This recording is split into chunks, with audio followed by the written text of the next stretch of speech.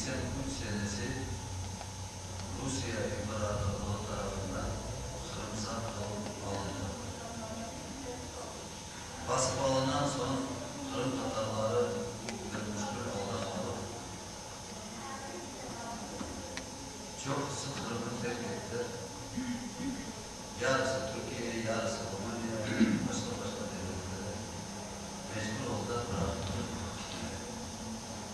Ama Kırım'ı bıraktıktan sonra böyle bir zorluklar çıkardan Rusya'da aldılar. Evleri satıp alıp, tarlaları satıp alıp, Kırım halkına yaşamayı zorlaştırmaya başladı. Sürgünlük ardından sürgünlük.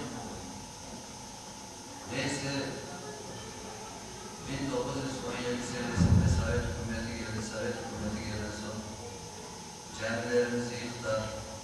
Milli bütün binalarımızı yıktılar. İmamlarımızı attılar, astılar. Bugün bütün zengin insanlarımızı, iş adamlarını kollarından malını mülkünü çekip alıp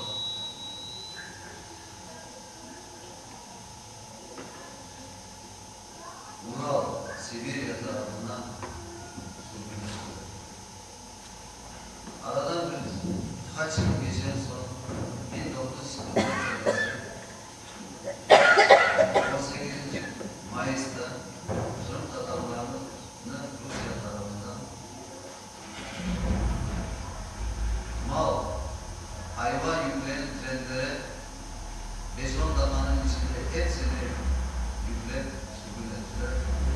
Orta Asya, Özbekistan, Kazakistan tarafından. Evet, bu sürgünlüğü nasıl yaptılar? 17 yaşından 60 yaşına kadar insanların hepsini Rusya'nın ordusuna aldı. Almanlara karşı savaş etmeyi. Kırım'da 1 yaşından 17 yaşına kadar çocuklar kaldı, kadınlar kaldı ve yaşlı dedeler kaldı.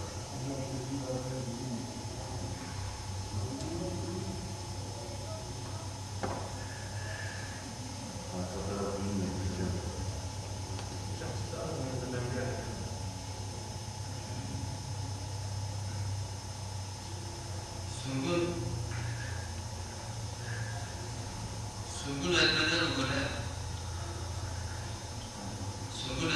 göre 1 yaşından 17 yaşına kadar bütün bizim milletin gençlerini, yaşlılarını hepsini trene yüklediler. 10 dakikanın içinde 1 ay içerisinde Orta Asya, Kazakistan, Özbekistan, Tacikistan bu ülkelere dağıttılar bizim halk.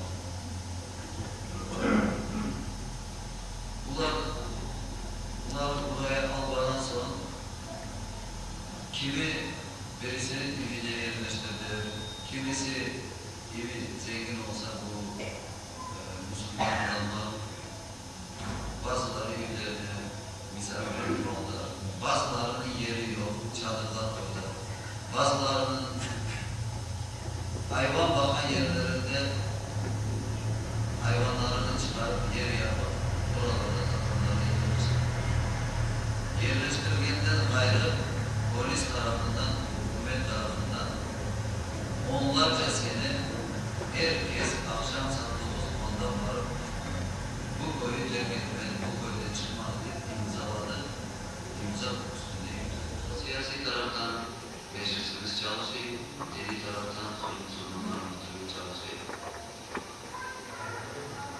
95 senesinde başkan Türkiye'de yani İşleri Başkanlığı'ndan bize yardım elini uzatıp hocaları verdiler, hocalarımız yardım ettiler.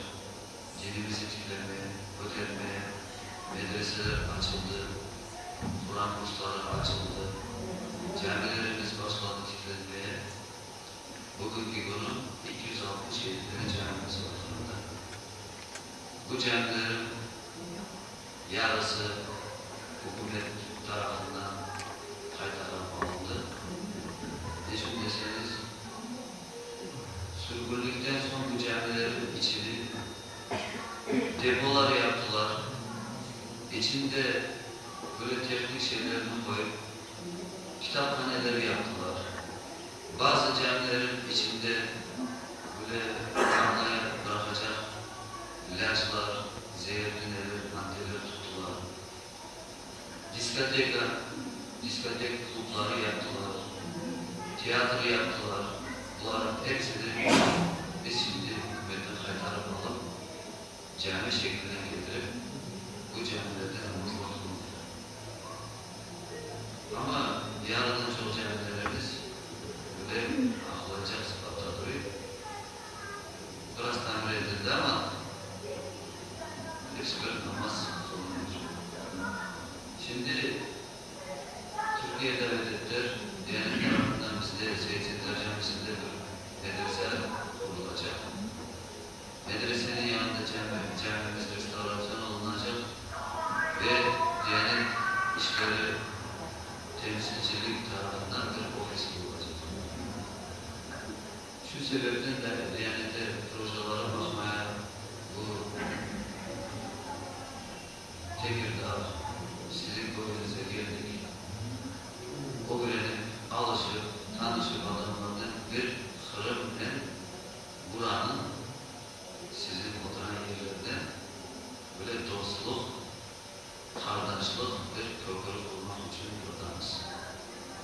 Şimdi sevgili cemaat, Tatarımız değil ama Tatarlar bütün dünyada var. Bütün dünyada Tatar dernekleri var. Bütün dernek başkanları seçildi. İmamlarımız var, hatiplerimiz var.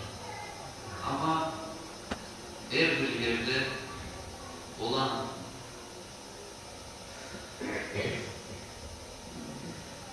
dernekler, Kırım Tatarlar, hepsiniz bugün Kırım'da, vatanımızda meclis seçildi, muftülük seçildi. Bu muftülüğe, meclisimize yakın olmamız, birlikte çalışmaları değil. Dünyanın ne yerinde olsanız olunuz, Kırım bizim vatandır. Kırım'ı tiplemek için maddi, manevi, siyasi yardımları birbirimize yapmak gerekir. Şu maksatla biz bu Türkiye toprağına geldik, vatandaşlarımızı görsek, bunlara böyle bir görüşmeler edecek de bize yakınca olsunlar. Şimdi bu Emir Yakup Beykoy İskit'ten 150 yıl bugüne gelip burada köy olmuş. Hepsiniz Tatarsınız. Kendinizin muhtarınız var, kendinizin imamınız var, kendinizin derneğiniz var, kendinizin dernek başınız var. Bir probleminiz olsa muhtara varıp şikayet ederiz, muhtar çözmeye çalışıyor. Dini taraftan bir şikayetiniz olsa imamınıza söylersiniz, imamınızdır çözmeye. Siyasi taraftan derneğiniz var, derneğiniz çalışmaya. Bizde Kırım'da meclisimiz var, müftiyatımız var ama hükümetimiz yok. Bu topraklar elimize geçmedi. Bugünkü günü bütün böyle siyasi, maddi her taraftan muhtaçlığımız var. Minden size ricam, Tatar milleti olarak Kırım Milli Meclisi'ne sık sarılınız ve bizim muhtarıma sık sarılınız, yardımcı olunuz. Birlik beraberlikte yaşayan, birlik beraberlikte oturmak. Benim anlatacağım bu kadar. Sağ olunuz.